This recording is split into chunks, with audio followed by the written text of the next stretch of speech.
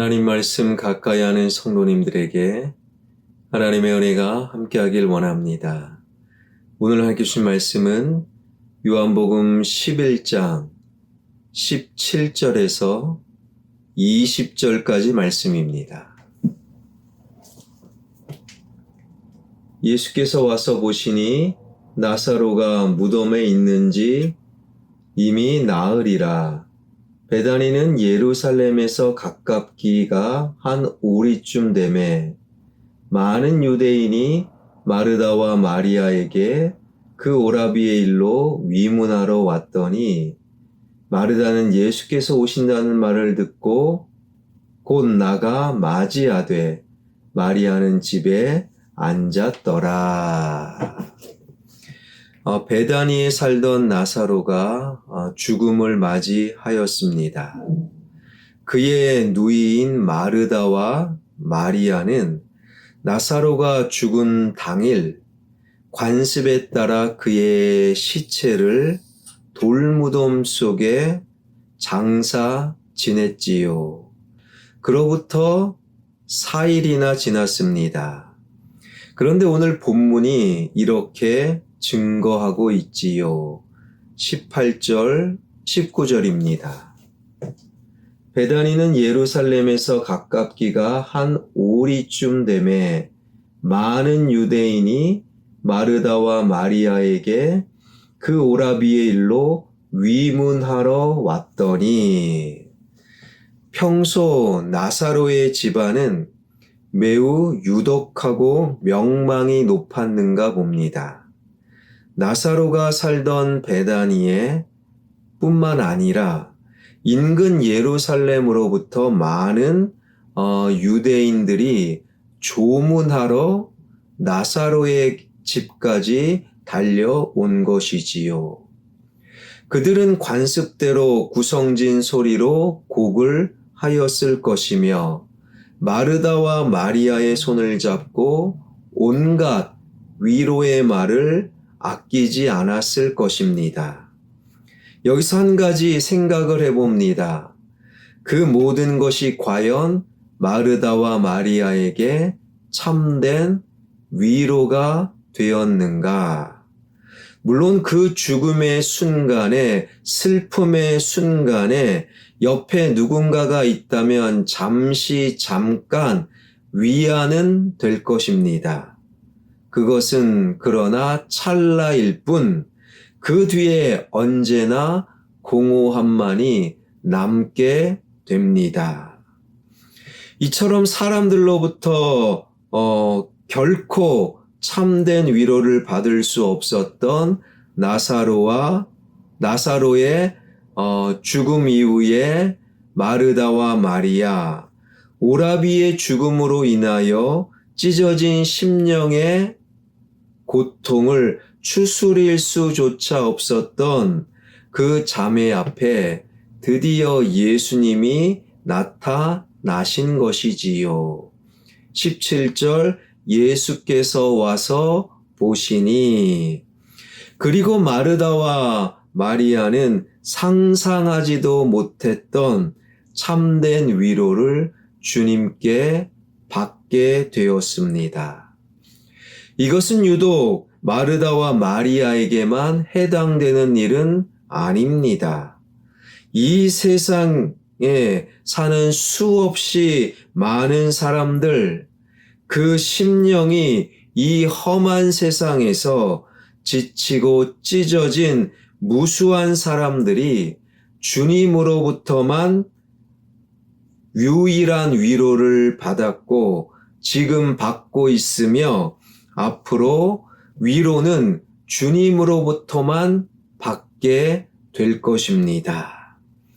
이 세상에서 우리의 심령이 지치고 찢겨져 나갈 때마다 우리는 우리의 초라한 모습, 왜소하고 볼품없는 나의 모습과 마주 대하게 됩니다. 나는 왜 이것밖에 되지 못하는가? 나는 왜 이렇게 연약한가? 나는 왜 이렇게 친구가 없는가? 나는 왜 이렇게 능력이 부족한가? 나의 모습이 하찮고 초라하게 여겨지면 여겨질수록 내 자신은 아무 쓸모없는 존재라는 좌계심으로 인해 더 고통스러울 뿐이지요. 사람은 결코 위로가 되지 않습니다. 하나님만이, 우리 주님만이 참된 위로가 됩니다. 오래전 안산에서 사역할 때 일입니다. 그 교회에서 12월 31일 송구 영신 예배를 드리려 하는데 늦은 시간에 서울에서 일을 마치고 이제 안산으로 되돌아오는 과정 속에서 어떤 안수 집사님 도저히 송구 영신 예배 시간을 맞춰 안산으로 들어오기가 거의 불가능한 상황. 돌아오는 가운데 안 되겠다 싶어서 불이 켜져 있는 한 상가 교회에 예배드리러 들어간 거예요. 집사님이 깜짝 놀란 것은 그 상가 교회에서도 송구 영신 예배를 준비하고 있었고, 그리고 들어가 보니 한 10명 남짓 예배를 드리러 모여 있었다라는 사실입니다. 그 교회의 분위기에 집사님의 마음이 동하여 지갑에서 얼마 있는가 보니 수표 10만 원짜리 3장이 있었던 거예요. 수표 10만 원짜리 3장, 30만 원을 송구 영신 예배, 내가 출석하는 교회는 아니지만 이 교회에 헌금으로 드리자. 그리고 수표 3장을 헌금 봉투에 이미 넣은 상태에서 그 교회 목사님이 등단하여 아직 예배 시간은 안 되었지만 아직 30분 정도 시간이 있지만 이 30분 시간 동안에 한 해를 결산하는 공동회의를 하자. 이렇게 공동회의를 시작을 하게 된 거예요. 그런데 이 공동회의를 하는 동안 목사님이 하시는 말씀, 올 한 해를 정리해 보니, 결산해 보니 30만 원이 딱 모자란다라는 거예요. 그 목사님은 9월에 그 교회에 부임하였는데 그 부임한 이후로 아무리 살펴보아도 30만 원이 모자란 상황, 전임자가 잘못 기록했는지 아니면 어떻게 문제가 되었는지 착오가 있었는지는 잘 모르겠지만 30만 원이 모자랍니다. 그렇다고 개인적으로 채워놓을 상황도 못 되니 이렇게 보고를 드립니다. 곤욕스러운 표정으로 교인들에게 보고하는 목사님의 설명을 들으면서 그 안수 집사님은 깜짝 놀란 거예요. 동시에 그분의 가슴 속에는 커다란 북소리 같은 소리가 울려 퍼졌다라고 말합니다. 지금 자신의 손에 들려진 헌금 봉투가 딱 30만 원 들어가 있는 봉투였기 때문입니다. 전혀 알지 못하는 그 조그마한 상가교회, 그 교회가 필요로 하는 30만 원을 채워주시기 위해 그 교회와는 아무런 상관없는 자신을 그날 밤 그 교회 송구 영신 예배로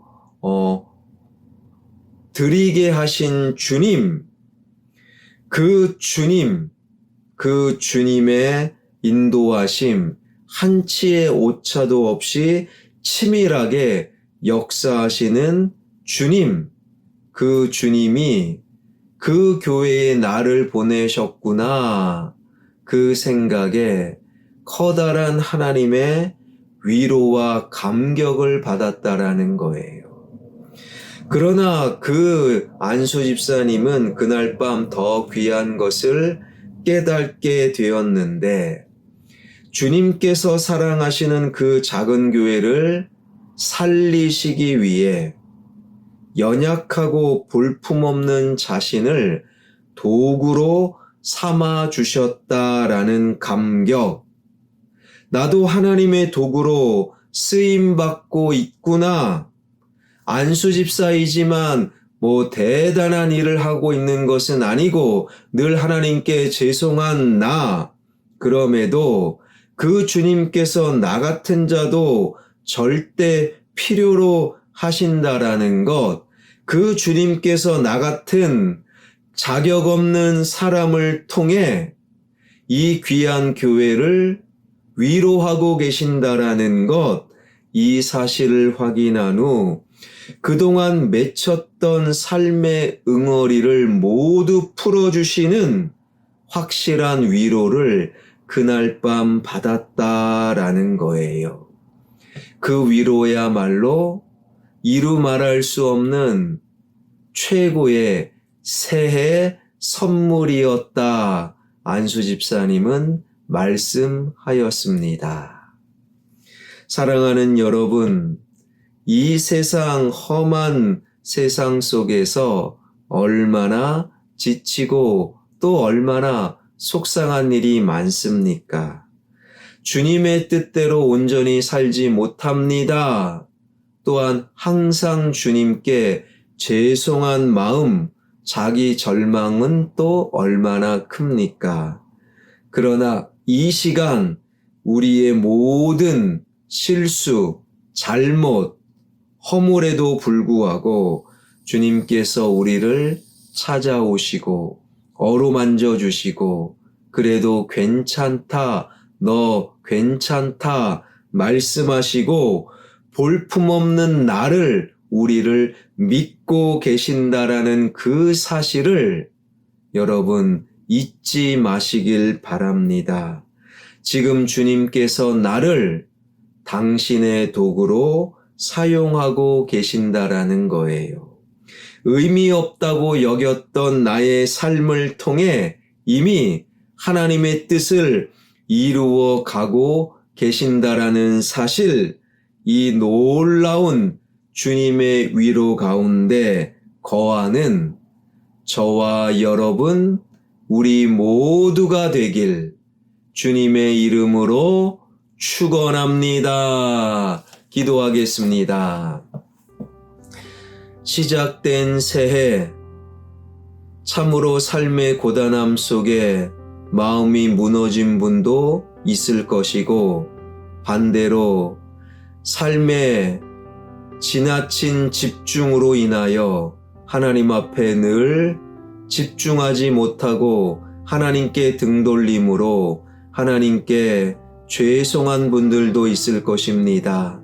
그러나 그런 나를 어루만져 주시고 괜찮다 말씀하시고 주님의 생명의 도구로 삼아주시는 주님, 그 주님으로 인하여 진정한 위로를 경험할 수 있는, 진정한 치유와 회복을 경험할 수 있는 우리 모두가 되게 하여 주옵소서. 살아계신 하나님, 이 나라 이 민족이 새로워지길 원합니다. 정치가, 경제와 문화가 새로워지길 원합니다.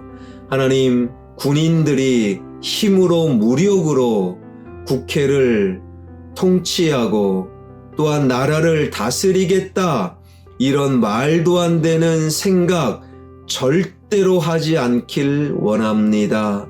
하나님, 각자의 자리에서 정치인들은 바른 정치, 경제인들은 열심히 경제 살림, 언론인들은 하나님 정치적인 색깔, 자기의 어떤 바램을 내려놓고 객관적인 언론, 군인들은 하나님 이 나라의 민족 강산을 지키는데 집중하는 그 일, 교회는 하나님의 뜻을 바로 전하는 세상의 빛과 소금이 되는 자기 역할을 잘 할 수 있는 하나님 우리 모두가 되게 하여 주옵소서. 하나님 무한 항공 그 사건으로 인하여 낭망하는 영혼들 위로하여 주시고 어루만져 주시고 다시는 이런 커다란 사고, 사건 벌어지지 않을 수 있도록 주님 어루만져 주시옵소서. 선교사님들 사역 위에 기름 부어 주실 줄 믿사옵고 예수 그리스도의 이름으로 기도하옵나이다. 아멘.